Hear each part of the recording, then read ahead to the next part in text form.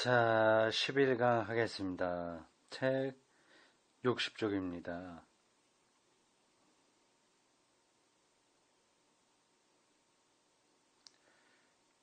이야기가 점점 재밌게 가고 있습니다. 알렉산더 맥거르스의 이 글쓰기가 굉장히 친절하네요. 뭐 친절하다는 표현이 좀 적절하진 않지만 뭐 독자들이 읽기에 좀 어렵지 않다. 너무 그 학문적인데 푹 빠지지 않고 그 일반 독자들의 생각을 감안해서 설명하고 있는 것 같습니다. 그리고 그 방향, 그 흐름 자체가 따라가게 돼 있어요. 그래서 재밌습니다.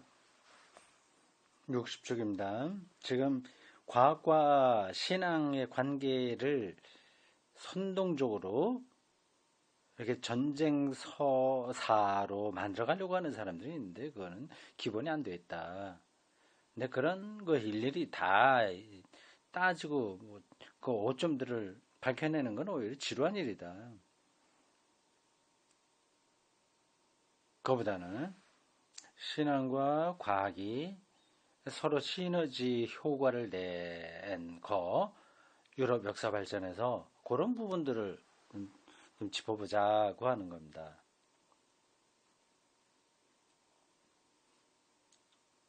네, 이건 바람직한 자세입니다.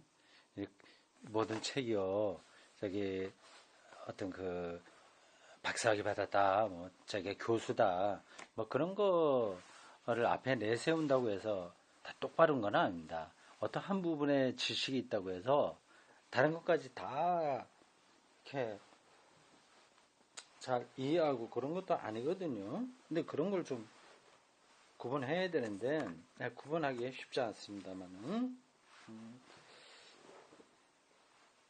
예, 교수다, 박사학위 받았다, 뭐 큰 교회를 맡고 있다, 막 그런 것으로 그 사람이 쓴 책이 건전하다 이렇게 말할 수는 없는 겁니다. 어느 한쪽이 전문적인 어느 한쪽에 전문적인 지식이 있다고 하더라도 그 다른 것까지 그렇게 안다고 말할 수 없고요. 전문적인 지식이 있다고 하더라도 인격이 올바른 것도 또 아니고요. 자기가 그냥 속된 편으로 책 팔기 위해서 자기가 알고 있는 그 알량한 작은 지식을 편향적으로 이용하는 경우도 제법 많습니다. 그건 올바른 학자의 자세가 아니다 하는 것을 이 맥카리스가 반복해서 얘기하고 있죠. 근데 대표적인 학자를 이 사람이 두 사람 들고 있어요. 한 사람은 여러 번 나왔죠. 두 번째 나온 건 히친스고 먼저 나온 건 도킨스입니다. 도킨스와 히친스 이 사람이 두 사람이 대표적으로 기독교를 희화화 하는데 자기들의 작은 지식을 편향적으로 사용하고 있다고 보고 있습니다. 학자적 양심이 없는 거죠. 이건 제가 보기엔 맥그레스가 정확하게 보고 있는 것 같습니다. 60쪽 중간입니다. 특히 과학사가들은 과학자가 아니라 과학사가라고 그랬어요. 과학자하고 과학사가, 과학철학자들이 다 다른 겁니다.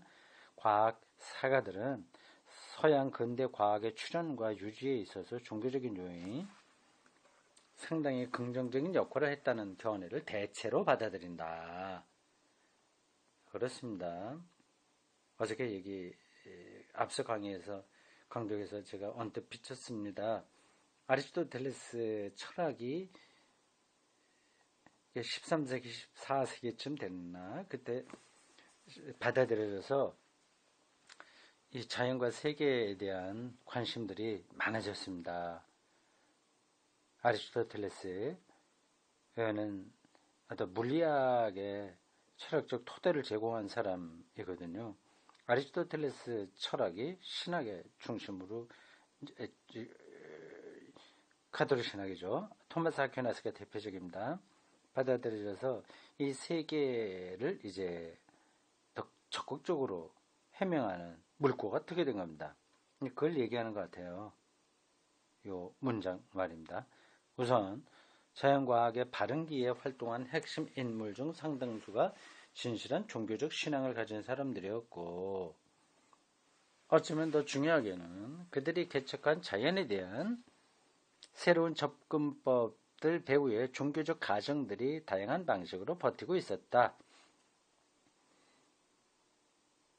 그 접근법들은 특히 질서 정연한 창조세계라는 기독교적 이해에 근거하고 있었다. 근대 초기 서유럽에서 일어난 과학혁명에 종교적 기원을 이해하는 데 있어서 역사가들이 중요하게 여기는 세 가지 주요 주제를 살펴보자. 세 가지 주제가 나온다. 이런 것들은 이렇게 딱 머릿속에 정리해 두면 좋습니다. 이런 게 공부죠. 먼저 연구한 학자들이 이렇게 정리해 놓은 거를 잘 이해하고 기억하고 있다가 뭐 다른 책을 읽는데도 이런 것들이 도움이 됩니다. 그리고 자기의 역량이 더 커지면 더 많은 거를 얘기할 수 있습니다. 첫째, 기독교의 창조교리는 규칙성 있는 우주 개념을 긍정하는데 우주의 규칙성을 경험적 연구로 알아낼 수 있다는 생각은 과학의 출현에 필수적이었다. 그렇죠. 창조의 원리, 규칙성, 그런 게 있다고 하는 신앙에 의해서 이제 과학은 이제 그런 원리들을 찾아내는 거니까요. 그걸 해야 되겠다 하는 생각이 나오게 되는 건 자연스러운 거죠. 물리학자 폴 데이비스가 지적한 대로 르네상스 시대 유럽에서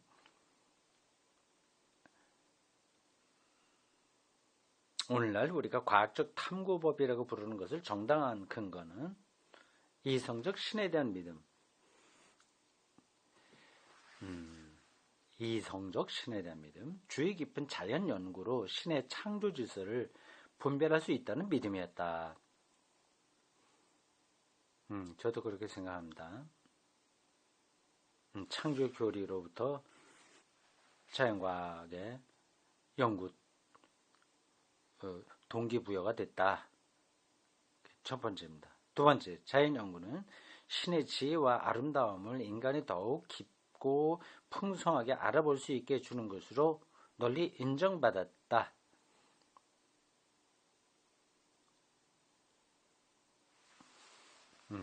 자연의 규칙성과 아름다움이 창조주의 성품을 반영하는 것으로 여겨졌다는 점에서 자연 연구에는 근본적인 종교적 동기가 있었다고 볼 수 있다. 첫 번째하고도 연결된 겁니다.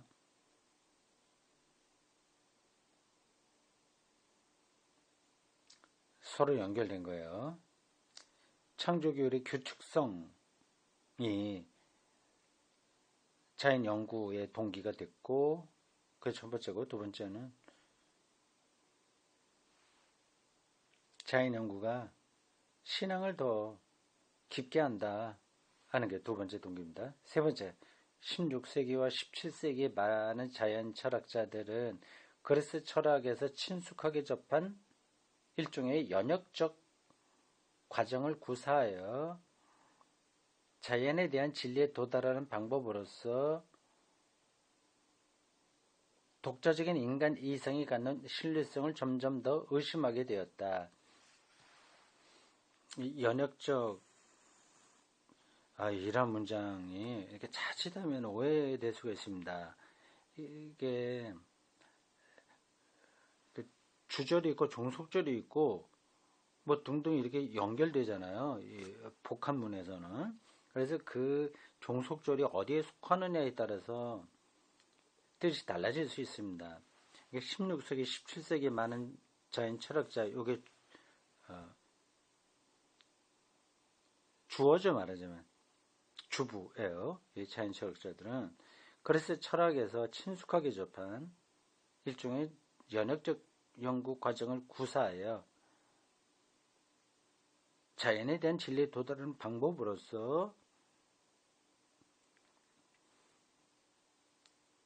몸으로써 할 때 이게 어디에 가 닿는 건지 참 우리 말 문장으로는 정확하게 잡기 힘들어요. 독자적인 인간 이성이 가는 신뢰성. 여기서 핵심은 16세기와 17세기의 많은 철학자들이 신뢰성을 의심하게 되었다는 거 아닙니까? 이게 핵심이에요. 그러니까 독자적 인간 이성이 가는 신뢰성을 의심하게 됐다. 이게 기본 문장 구조입니다.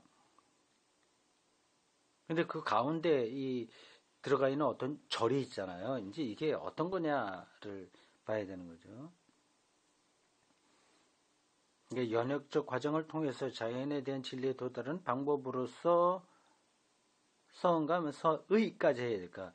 진리에 도달하는 방법으로서의 독자적인 인간 이성이 가는 진리성. 이게 맞을 것 같죠? 그러니까 몸으로써 영어로 하면 as예요. as method.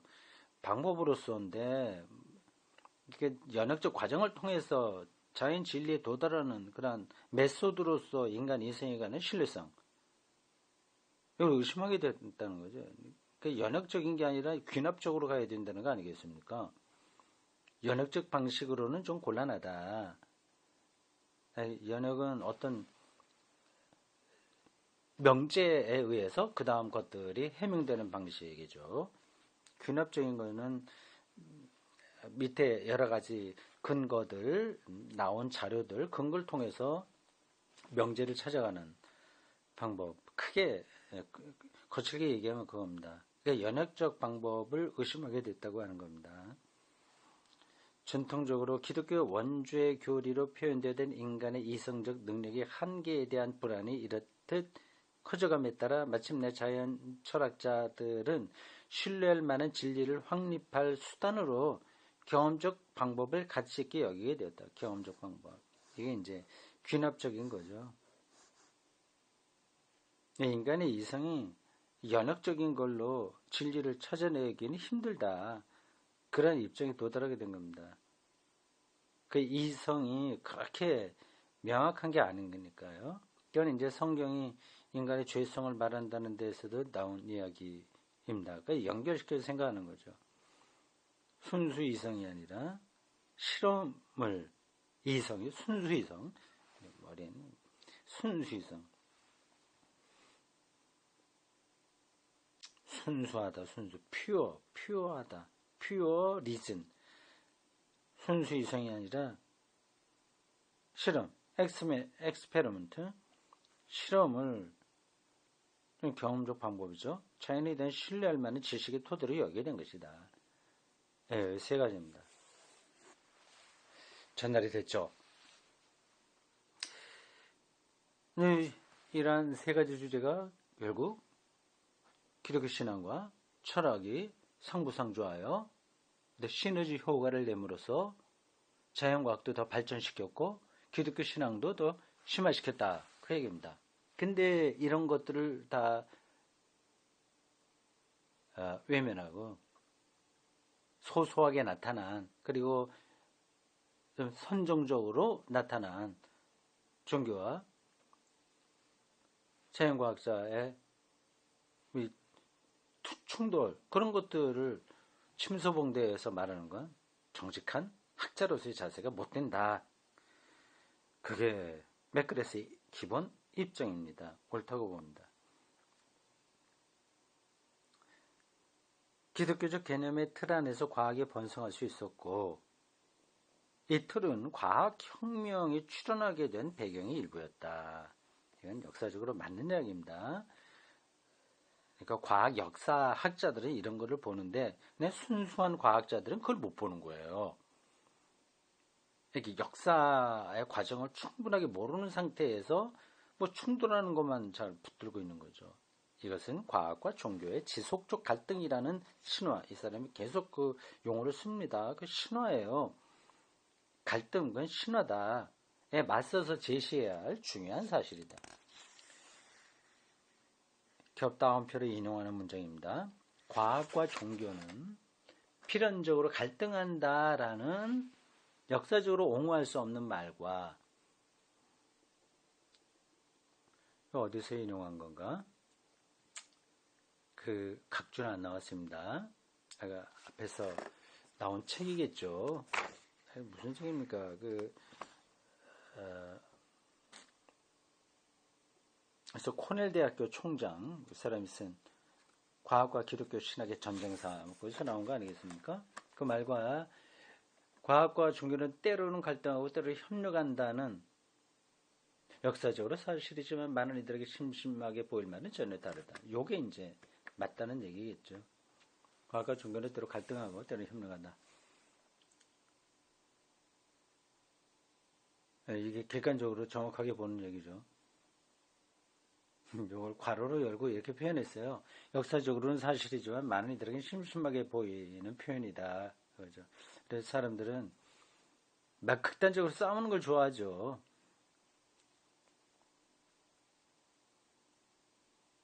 그 다음 우리가 과학과 신앙의 관계에 대해 어떻게 생각하든 상관없이 둘 사이의 경계가 과거보다 더 구멍이 많고 잠정적인 것이라는 것이 분명해지고 있다. 이 경계요. 이렇게 선으로 딱 나누죠. 이거는 과학, 이거는 뭐 신학, 그 경계 결코 서로 오갈 수 없는 것과 같다는 그런 경계가 구멍이 많고 그건 결정된 게 아니다. 이게 점점 분명해진다고 하는 겁니다.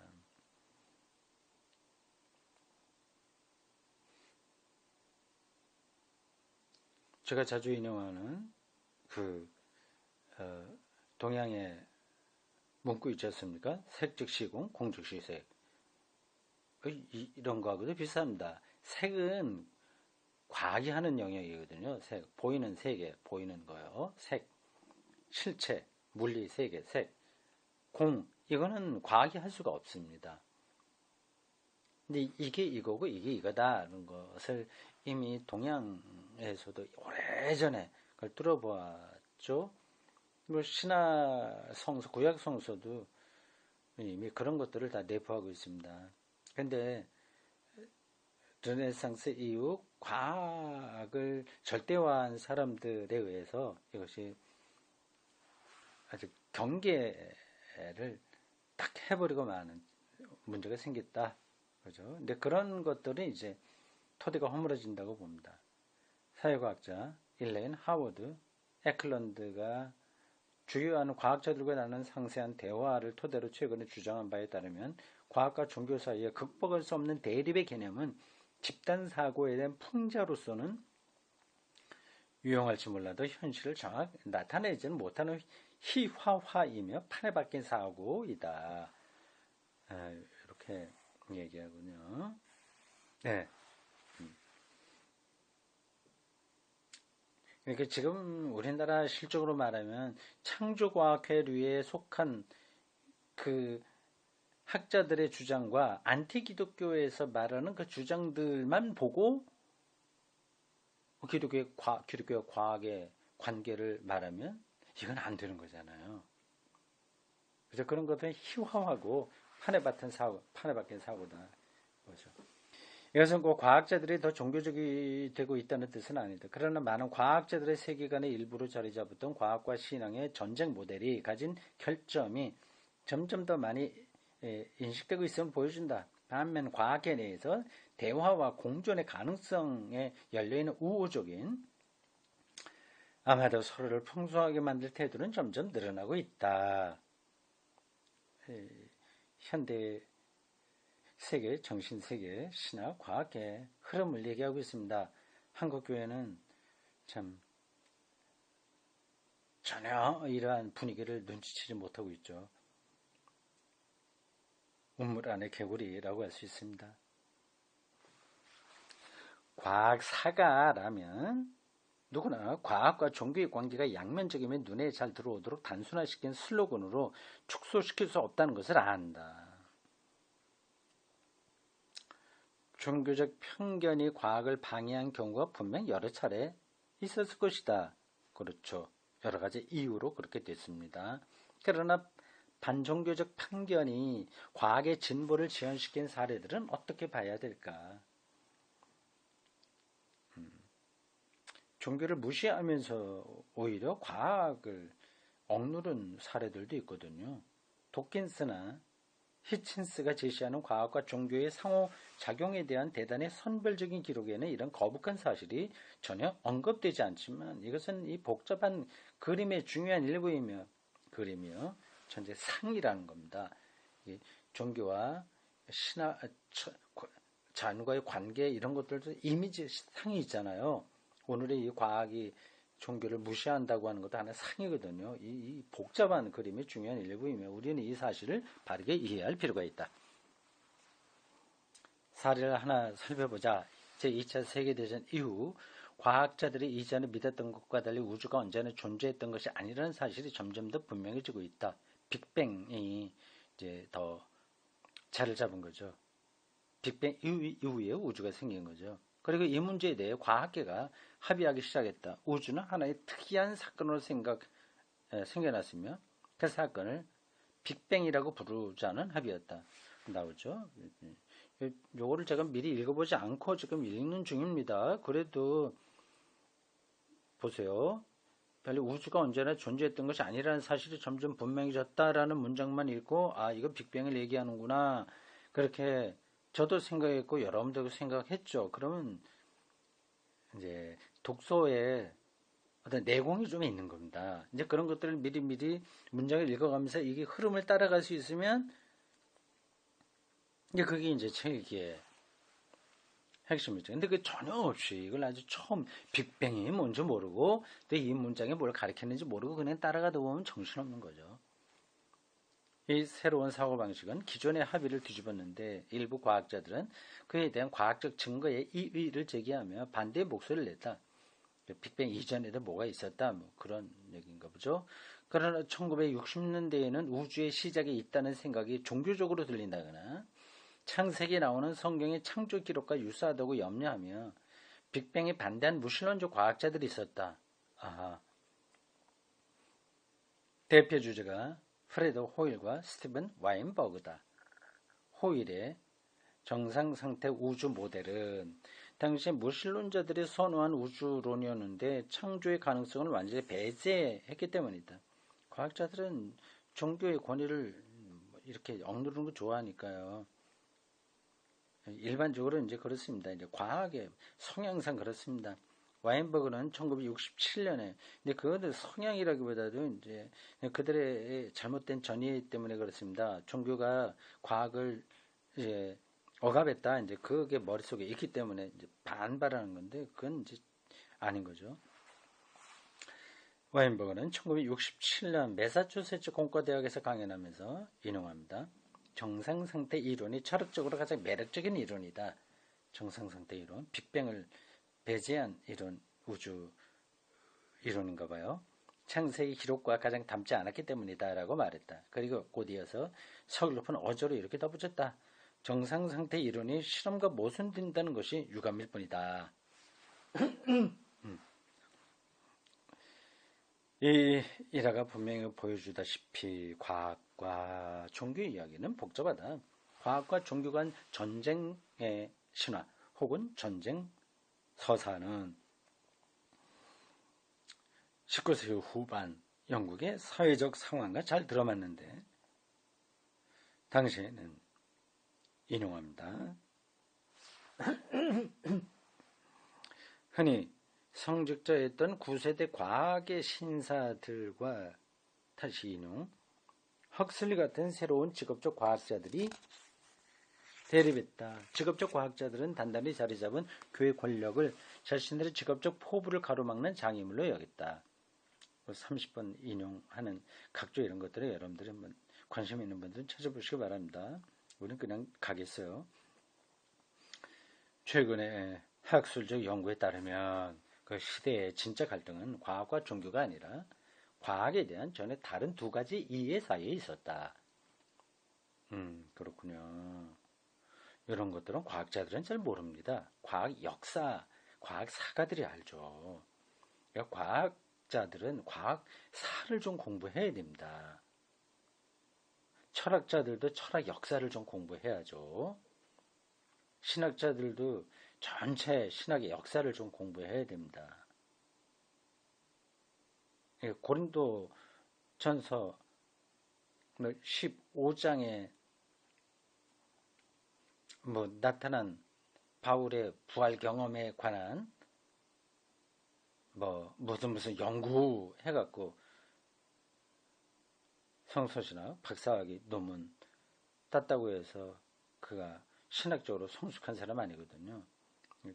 전체적인 이해가 필요합니다. 신학 전반에 대한, 기독교 역사에 대한, 그리고 인문학적 사유에 대한 것들이 다 필요합니다. 여기 지금 말해준 요 대목 좀 중요하네요. 과학과 종교의 대립이 아니라 과학과 과학 사이의 대립이 이제 과학과 종교의 대립인 것처럼 포장이 된 거죠.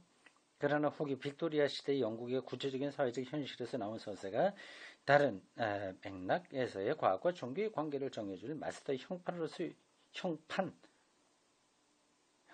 수는 없다. 우리는 과거의 사안들의 메인 죽은 서사에서 벗어나 앞으로 나가야 된다. 나는 경험 과학의 모든 면을 인정하되, 그렇죠, 이게 과학의 실체니까 그 최종성만 부인하는 풍부함의 서사를 제안한다.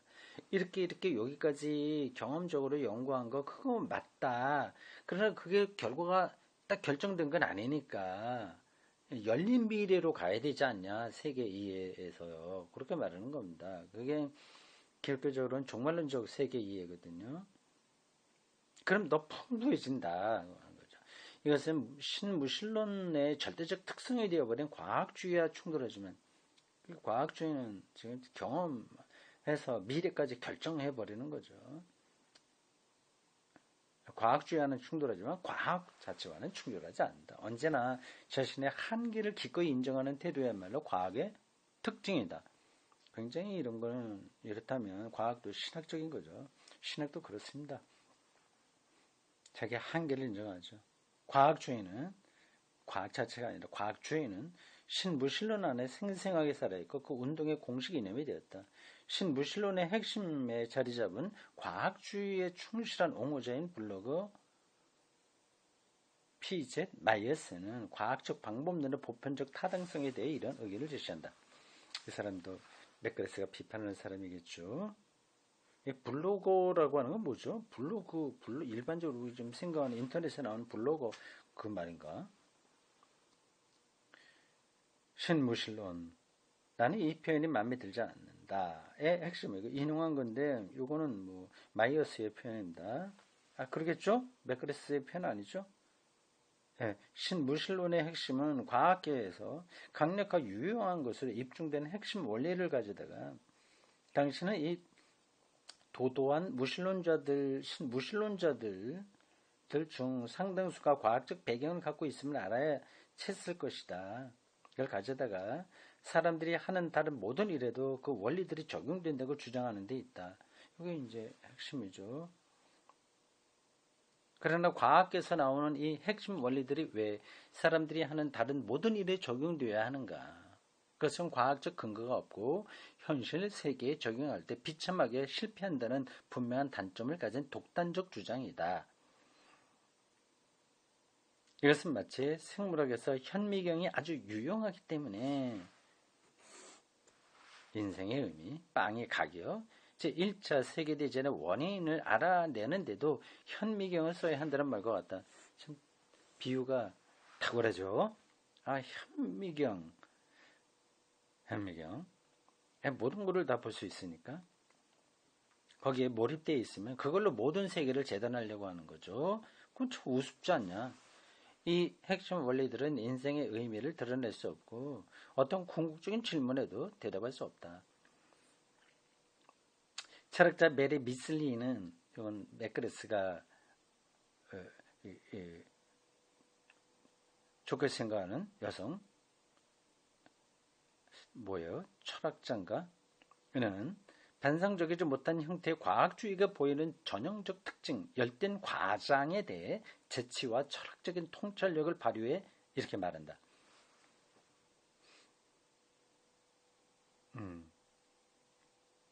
과학주의의 오류는 한 가지 형태의 지식을 지나치게 칭찬하는 것이 아니라 그 형태를 사고의 나머지 측면들과 분리시키고 그 모든 나머지를 할 일이 없게 만든 승리자로 취급하는 것이다. 독불장군이라는 거죠.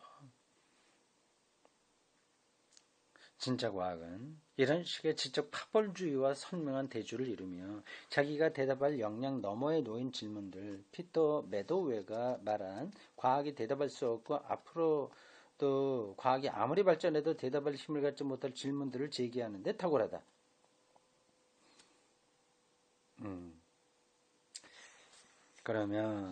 그럼 궁극적인 질문들에 관여하는 것이 과학을 포기한다는 뜻일까?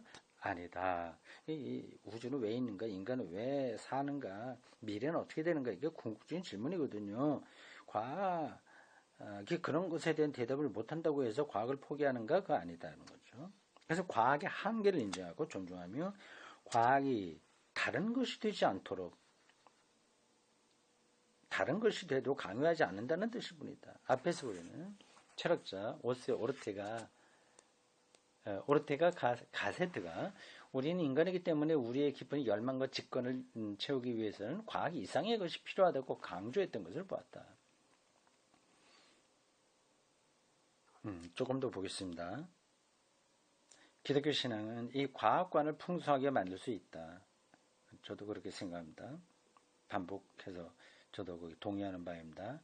과학을 부정하거나 기독교 신앙을 과학과 경쟁하는 것은 내셈으로서가 아니라 창조과학 이루는 과학회에 속한 학자들은 과학을 경쟁의 대상으로 삼는 거예요. 참 어처구니 없는 거죠.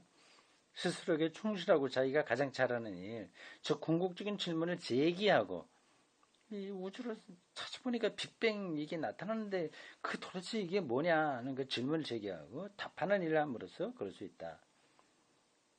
물론 기독교 신앙은 그보다 훨씬 많은 일을 한다. 하지만 궁극적인 질문에 답하는 일을 독특한 방식으로 하고 또 그 일을 잘한다. 그러니까 과학적으로 하는 게 아니라 신학적으로 하는 거죠. 신학은요. 기독교 신앙이 제공하는 풍성하고 깊이 있는 개념의 틀, 심적 지도는 마음의 지도예요. 과학 활동을 받아들이는 동시에 권장하고 그 통찰력을 환영하며 그 한계를 뛰어넘는다. 심적 지도, 멘탈 맵이라고 그랬네요. 멘탈. 심리학 이거 하면 사이콜로지칼 이렇게 했는데 심리학적인 게 아니라 심적 멘탈 마음이요. 멘탈 맵은 사회 심리학자 로이 바우마이스터가 인간의 의미 탐색의 중심이 된다고 꼽은 네 가지 중요한 문제인 정체성, 가치, 목적, 행위 주체성을 다룰 수 있다. 이런 걸 통해서 마음의 지도가 그려진다는 거죠. 무신론적인 마음의 지도가 그려지는 사람도 있어요. 바우마이스터가 지적한 대로 이것들은 과학적 탐구로 해결할 수 없는 비경험적 개념이다. 그렇죠. 하지만 이것들은 우리에게 중요하다. 우리의 목표가 우리 자신을 다채롭고 통합적으로 이해하는 것이라면 칼 포프가 말한 궁극적 질문들을 생각하지 않을 수 없다. 그 궁극적 질문을 기독교는 하나님, 삼일자 하나님, 창조와 종말의 하나님으로 말하고 있습니다. 이 책은 실제에 대한 통합적 이해를 얻기 위한 나의 탐구가 우리의 세계와 그 안에서의 우리의 위치를 더 깊이 있게 알아보게 해준 과정을 다룬다. 이 책의 목표네요. 실제 나오죠. 다시요. 실제. 이 사람의 관심이 리얼리티에 있습니다. 독일어 비르클카이트예요. 실제에 대한 통합적 이해. 과연 실제 리얼리티가 뭐냐. 그것에 대한 통합적 이해. 예. 우주는 너무나 복잡하고 심오하기 때문에 그래서 아득하죠. 우리가 그것을 표현하고 즐기려면 풍부한 색상의 팔레트가 필요하다. 그림 그릴 때 필요한 팔레트가 필요하다. 실제를 탐구하는 한 가지 방법 또는 한 가지 층위의 묘사나 분석에만 매달릴 수 없다. 통합적인 거죠. 실제 리얼리티는 너무나 복합적이기 때문에 제가 다른 일반 강의나 성경공부나 설교에도 얘기한 건데 이 리얼리티가 그렇게 간단한 게 아니다. 이제 변증법적이고 굉장히 포괄적이고 다층적이라고 하는 거 얘기했습니다. 근데 그걸 이제 좀 느낄 수 있어야 됩니다. 실제는 너무나도 복잡하기 때문에 그것을 묘사하기 위해서는 다양한 지도가 필요하다. 하나의 지도가 제한된 특정한 목적에 적합할 수는 있지만 과학적인 지도도 있고 역사학적인 지도도 있는 거예요. 혼자서 우리 세계를 통합적으로 다룰 수 있을 만큼 좋은 지도는 없다. 단일한 이야기로는 상황을 제대로 전달할 수가 없다. 그 목사와 신학자들에게도 굉장히 중요한 이야기입니다. 목사 신학자가 단일한 이야기에 머물러 있을 가능성이 높거든요. 참 빈약합니다. 세계 이해가요. 실제에 대한 이해가 너무 단순한 거예요. 어떻게 보면 유치한 거죠. 그러니까 이게 실제가 뭐냐에 대한 통합적인 이해를 말할 수 없는 겁니다. 근데 일반 신자들도 그런 통합적 이해에 가기가 귀찮으니까 그런 선동적인 그런 아주 단순 명료한 그런 것에 머물고 말죠. 쉬운 예로 예수 잘 믿고 죽어서 천당 가. 예수 천당 불신지예요. 이런 겁니다. 이건 아주 거칠고 단순한 아주 근데 틀렸다고 말할 수는 없는 아주 그런 그림이죠. 일단 지도입니다. 그런 것으로 모든 것을 파악할 수는 없거든요. 이어지는 내용에서 우리는 다중의 지도와 층위와 서사의 필요성을 인식하는 것이 실제를 더욱 깊이 있고 온전히 파악하는 데 어떻게 도움이 되는지 살펴볼 것이다. 기대가 됩니다. 여기까지입니다. 오늘 길었네요.